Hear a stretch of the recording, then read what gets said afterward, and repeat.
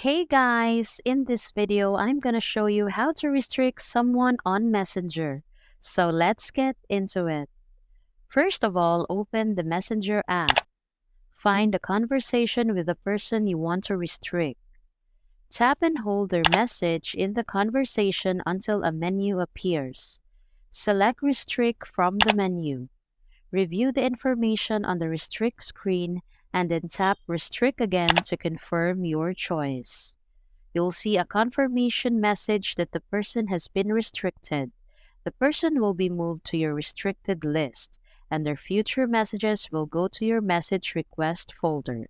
That's it. The person you've restricted will no longer be able to see when you're active on Messenger, and their messages won't generate notifications. Additionally, they won't be able to add you to a group chat or see any updates you make to your profile or status. So that's all for this video, guys. If this video was helpful, please give us a like. And don't forget to subscribe to our channel so you don't miss out our new uploads.